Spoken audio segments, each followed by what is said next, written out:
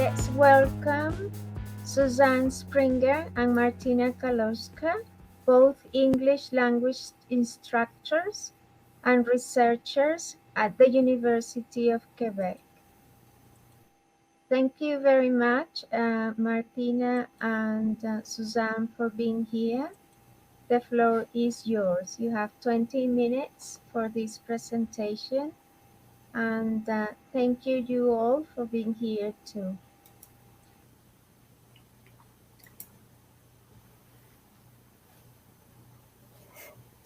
Just to verify, are you seeing my PowerPoint, my full PowerPoint now?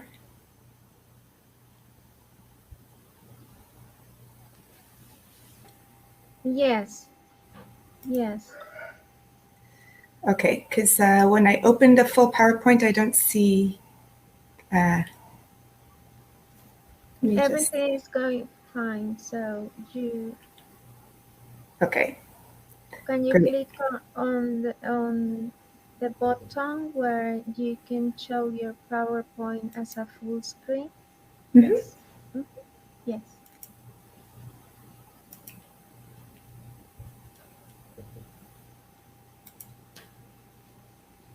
So you can start whenever you're ready. We are live now. Perfect. So thank you all for being here. We're very happy to be with you all this afternoon. My name is Suzanne Springer and Martina Kozlowska, again from University of Quebec in Montreal. And we are here to talk about our work in expressing test performance, writing and speaking in terms of the CEFR. An apt subtitle for our talk could also be what mapping a local placement test to the CEFR can and can't do. So here on this screen, you'll see quite a number of tests, really large-scale tests that have been mapped to the CEFR. Some of them, interestingly, also include languages that are not official in Europe. So, for example, the Chinese proficiency test, the JLPT, just to give a sense of the widespread movement here to getting these tests all mapped. And where we then come and situate a test that doesn't quite belong really among this list here, which is our little test that's run out of the university, our university, in our testing center for students. Our university is majority Francophones, and so our students taking English proficiency and placement tests. So we'll be reporting on how a small-scale test like ours can also do something in terms of mapping on as these larger scale tests have done. So I'm going to turn it over to Martina. Hello, everyone. So I would like to first maybe talk a little bit about common characteristics for the sort of smaller scale tests that have been developed for specific institutions with very specific purpose, very specific objectives. In fact, very often those tests are as old as the institutions themselves, so they very often predate the widespread use of CEFR descriptions. They are, as I mentioned, they are very often designed for very specific purpose, with objectives that relate to those institutions' needs, with a very specific population in mind, and with quite narrow, very often, resources. So it's the way the tests can get updated, the way they can be carried out, as well as varies according to the means that the institutions have. And that's in fact the case of our test, which is the English test at the university. This test is created according to basically, it reflects the structure of our programs that we offer to students in English as a second language. The program itself is quite unique because it has a clear distinction between communicational and grammatical courses. And then within those two domains, we have courses that focus on specific abilities. And that is reflected in the design of the test. So as you can see it in this slide, within the circle, these are our courses. And on the sort of peripheries of I'm these sorry, circles. Martina and Suzanne, sorry to interrupt you. At this point, you are not sharing your presentation, and I wonder if you can do that again.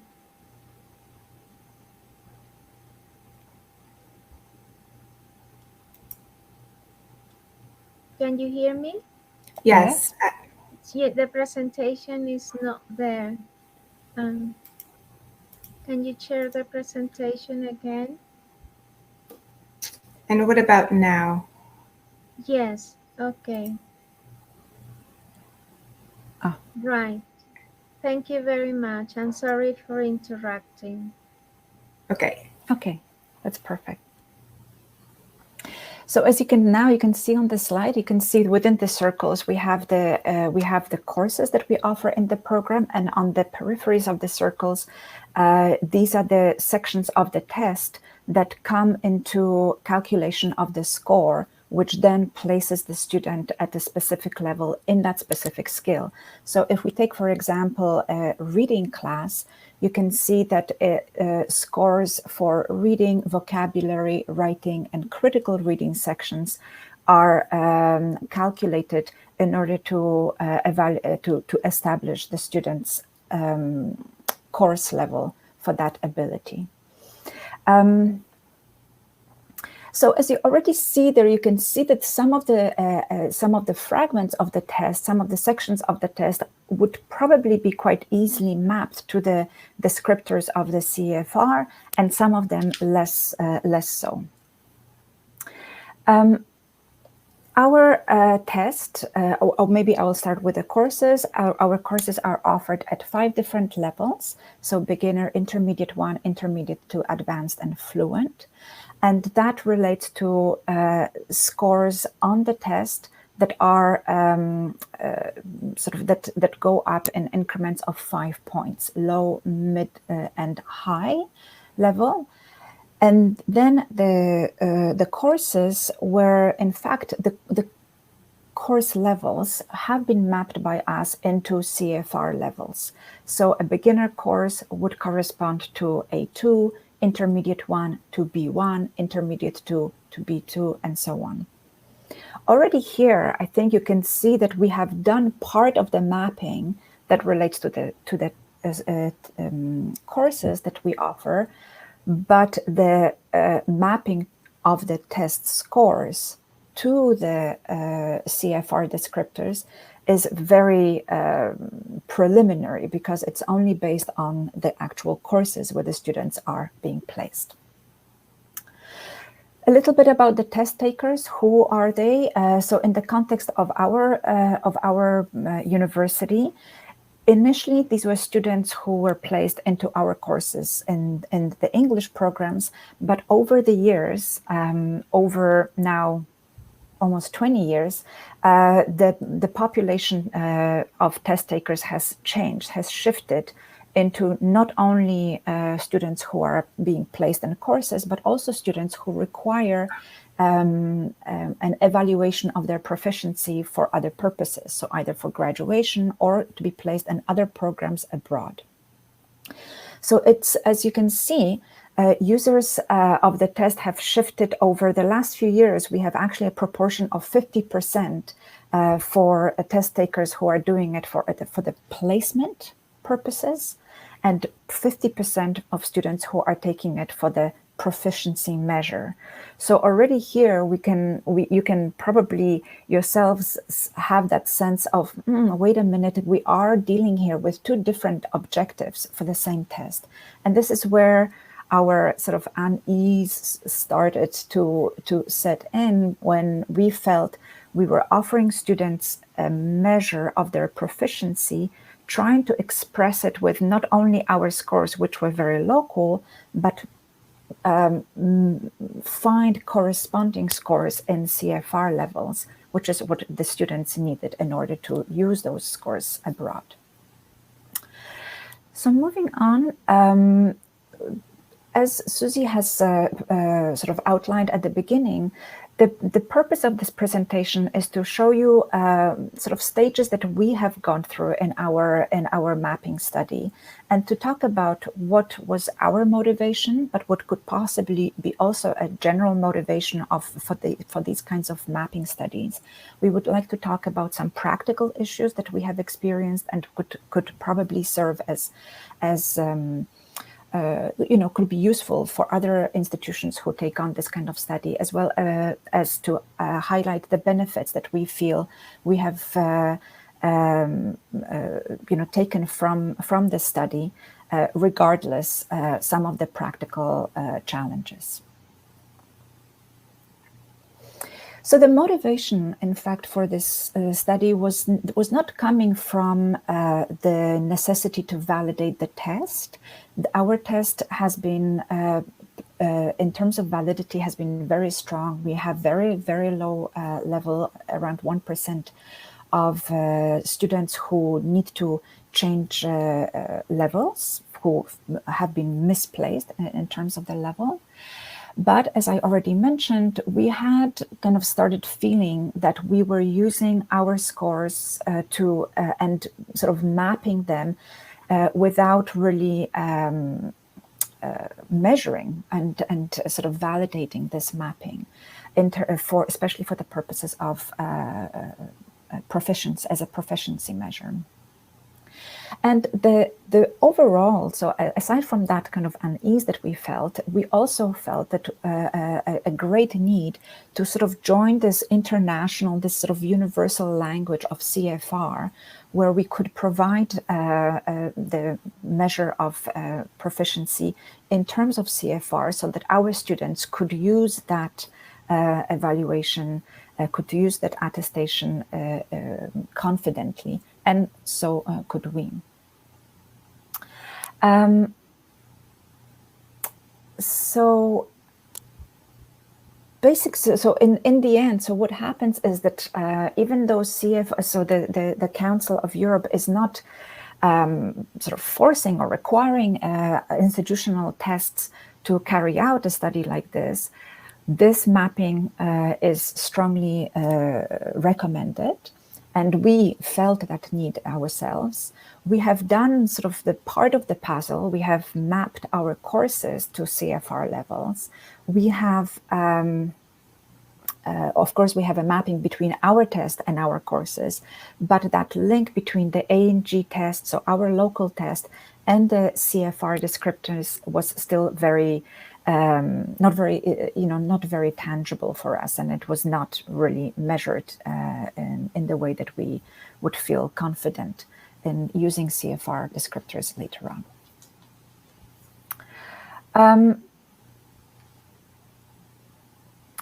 Let me move on. So our objectives, so overall objectives for this were to establish this mapping. We wanted to we started in fact with two constructed responses, so with the writing and speaking sections, and then, so that was years 2017 and 18, and then from 2018 onward, we are looking at mapping for the sections of reading, listening, vocabulary, and critical reading, which are either multiple choice or short answer questions. And of course, the second objective, the final objective, is to make recommendations regarding the use of our test as a placement tool, as well as a proficiency measure.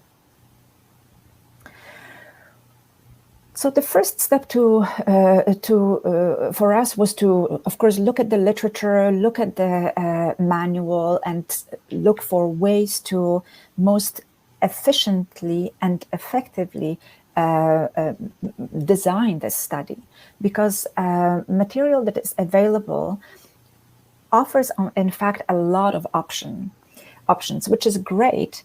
I think if you have probably more resources when you're a larger institution, but for us, it was very important to select to select methodology that was appropriate for our reality. So there are studies that talk about, you know, mapping projects for IELTS or TOEFL. These are very large-scale tests that have a completely different reality than our own. We have selected the body of work method. So we used previously scored work, which we have a lot of.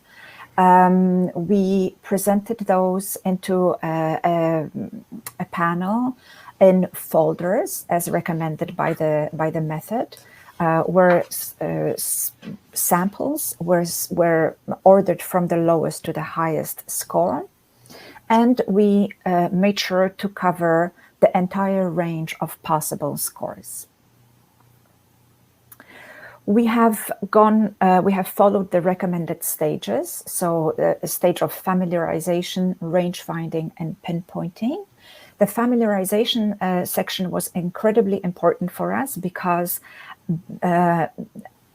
our evaluators do not use CFR levels in order for evaluations, but we do use CFR descriptions for our courses. So we really wanted to make sure that the evaluators were using now the descriptions for the scoring rather than description of what the students are supposed to learn. So that was quite a big challenge.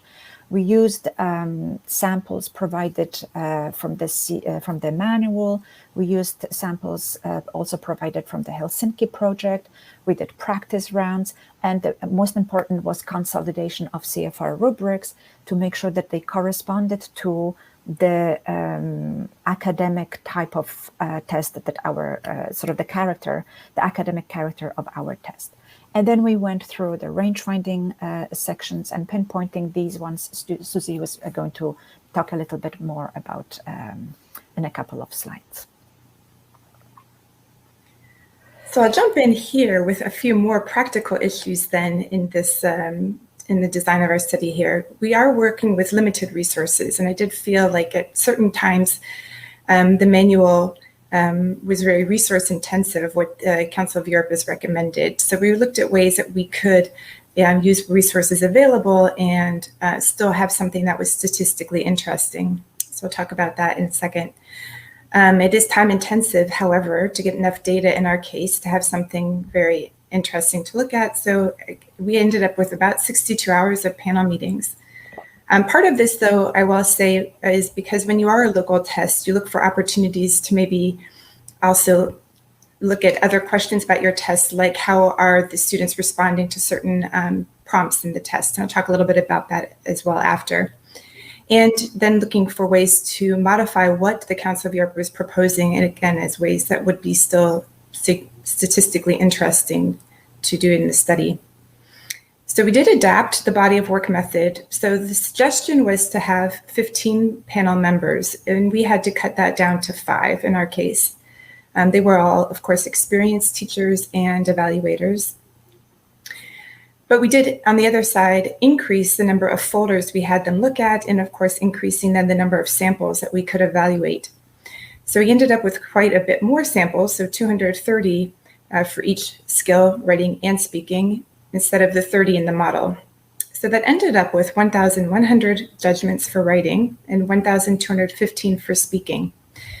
Interestingly, the difference here in the number of judgments is simply because as we were cycling through our test, we ended up, when we started doing the writing, that's just where we had ended up with that many tests that had been done yet. We didn't have the data. But for speaking, by the time we got to that part of our study, we had cycled through more speaking questions, so we were able to get more speaking data. So then we'll look at what you end up getting. So again, as Martina mentioned, this is the range of our scores here. And the objective with range finding is to really explore all of those possible score ranges. And in pinpointing, you start to limit it. And of course, it was more important for us to look at our course levels, intermediate 1, intermediate 2, and advanced, and how those correspond with B1, B2, and C1, as that's where the bulk of our students are. And so we can see here you start to get some interesting tendencies. So we could see that this score of 52 tended to have a strong, we tended to find a lot of B1s in there from our study, which is great because that is actually the highest score point in our test for B1. However, if we look at 57, we start to notice, there's starting to be a little bit of a division here. So we get a sense that that is actually an interesting boundary point to look at as we are setting that cutoff scores. Same thing occurring here in pinpointing. So we just seem to confirm what we were starting to get a sense of now in range finding. A similar story plays out for speaking. So we see again that 57 and 52. So 52 did seem to be confidently, we could say those students are at B1, but in a little bit different situation with 57, they seem to move a little bit faster now. It's not so divisive, but that those students do seem to be more clearly in B2 when we're looking at speaking. We did some statistical analysis here. So we're looking at logical regression as recommended by the manual. So here's just an idea of where we started with. This was our cutoff scores across the stages here. So in red, we see the initial cutoff score in our test, so the preliminary one we were using. And we see through the analysis that we come up with a score a little bit higher now. So it looks like 58 was the cutoff point we're really finding for CEFR for speaking, and a writing cutoff point of 47.5.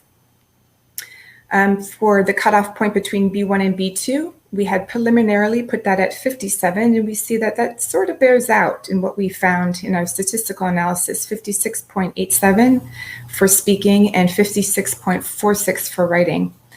See something a little bit different happening here at the B2 C1 level, where we find that our cutoff point was actually higher than what we were finding in the samples that we looked at, with a cutoff score instead of 72, but at 67 approximately for speaking and 66 for writing. So kind of what that ended up looking like is something like this. Something that we will have to look at how to interpret this data is because our test was designed in 15-point increments. So this is a little bit artificial, we feel. So we're still looking at ways that we can continue to look at that mapping. We know it's still something somewhat approximative, but we do get a better sense now about how those scores line up.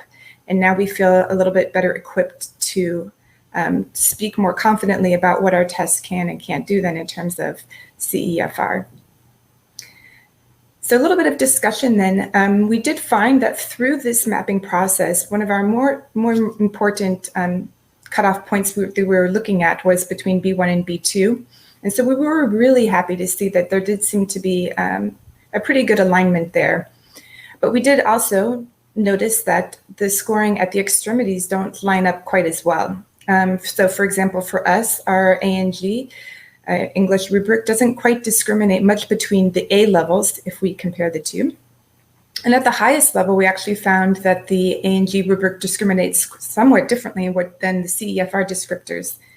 And in fact, we were working off of the 2001 descriptors. We know that there has been some additions since then, but that really at the C1, C2 level, we were finding some of those descriptors for C1 were actually repeated then in C2 and so on.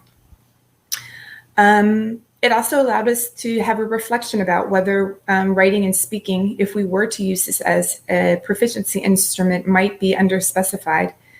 And of course, we do need to think about how that works as it's counterbalanced by the design of the test. So again, it leads to a few other questions. Again, this test was actually predates my work at my university. So kind of going backwards and looking back there to see what we can do about that. So what we find is that we feel like we're getting closer to answering our initial question. We're filling in a few more gaps, but it's never a complete cycle. And maybe that's okay too, as we see that this is sort of a learning, you keep that cycle moving of looking at your evaluations and so on. And, you know, certainly we take to heart what North said here as using this as a point of departure for looking and deciding what you want to do more with your test, and again, having a better idea of what it can and can't do there. So speaking of which, we can see then with some confidence, maybe one of the benefits is not necessarily finding a perfect correspondence between your test and the CEFR, but looking maybe at further what it can do for you. So for example, we found that it definitely can provide an opportunity for stakeholders, evaluators, test developers, instructors to be more actively engaged in understanding and applying the CEFR. As Martina mentioned, many of them hadn't actively used it. Now they were asked to do so, and they were asked to maybe have those reflections about what we are doing or what we are saying when we have course levels that correspond to CEFR. It does allow you to have a different lens with which to view your test items and constructs. Certainly does create an environment to exchange with test evaluators. You find out a little bit more about what they focus on when they're evaluating, which in turn can lead to maybe some interesting other projects you might want to have at your testing center in terms of teacher training. I think some people had mentioned earlier today that in a lot of programs, people are taught to look at grammar as one of the main areas to focus on in terms of testing and evaluation. And now CEFR, of course, is not quite so grammar heavy in terms of communication skills. So now what do we need to do to get those other evaluators back in line with different ways of looking at evaluation? We feel that it can definitely lead to more realistic claims about your test associations to the CEFR, which is very important for score users. Can definitely lead to more questions about future directions for test modifications, including rubrics, and can definitely lead to questions maybe even about the very pertinence of continuing to use the CEFR. We point to a couple of recent articles, a recent article that came out by Bernard Tritz that's looking at why aren't we using the Canadian language benchmarks? So again, we know that there's an allure of using something international if that's where your students are coming from. And yet we point well taken, something that we should all be looking at as well, whether we do want to have something from Europe that we're focusing on, or should we actually just go back and maybe investigate more of the Canadian language benchmarks. So what it can't do, though, is maybe place students in all program courses. So for example, as Martina might have mentioned earlier, some of our more linguistic heavy courses we find don't really fit quite as easily with some of these CEFR descriptors, despite even new additions to grammar and pronunciation and so on. It can't easily discriminate to some students with mixed language proficiency profiles in their performances. So for example, a student who has a very high, exhibits a very knowledgeable, very sophisticated grammar base, vocabulary, but perhaps in terms of structure and communicating a message, there are some gaps there. And it definitely cannot eliminate a certain unease with reconciling imperfect score associations with the CEFR. So it's a little bit where we are at right now. But you can start working on it. So for example, this is an idea that we are working on now because we have a rubric from our test here on the left that refers to our B1 students, our B1 level courses for placement. And then we have what does the CEFR say. So this was our modified descriptor taken from the CEFR for B1. So we see, not surprisingly, one does have a little bit more grammar focus in there, as we saw in De Geiger's report as well. This is quite common for local tests. And again, this, remembering the objective of these rubrics, this rubric here is to speak more internally for your program. And of course, the CEFR is meant to be interpreted by a number of other stakeholders outside. So you can work on also seeing if you want to reconcile the two or go from there, at least as a starting point. So there are some benefits we did want to leave you with.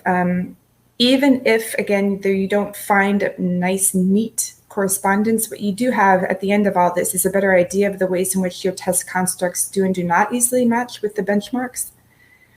It's an opportunity to do a test review, to look at and critically analyze tests and rubrics, and also to have some real policy decisions that can be approached with evidence based on the mapping results.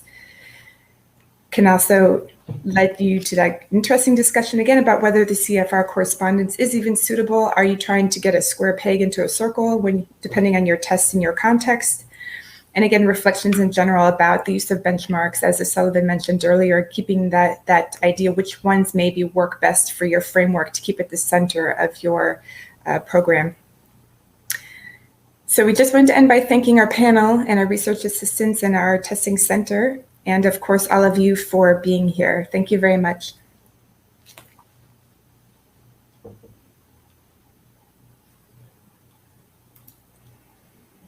Thank you very much, Suzanne and Martina. Let's see if we have any questions from the audience. I'm afraid we don't have time for many questions, but just one or two.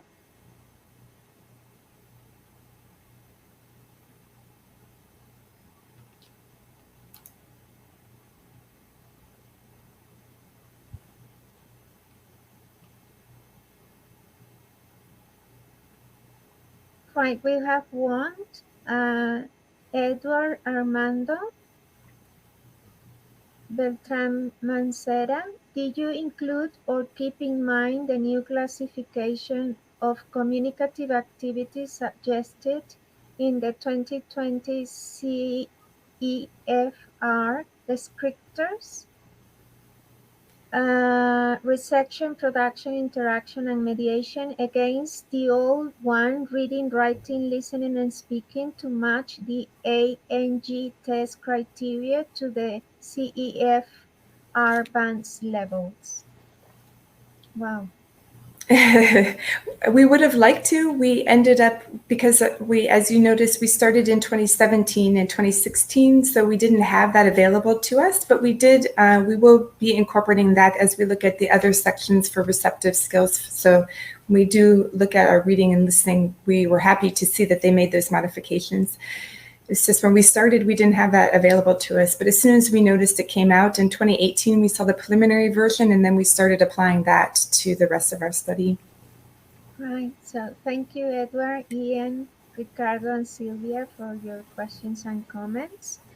Now we invite you to join to the main stage for our final plenary and the conclusions of today. Goodbye. I hope you join us tomorrow. Thank you again, Martina and Suzanne. It was very nice to meet Thank you. and Thank to you very listen much. to your very interesting presentation.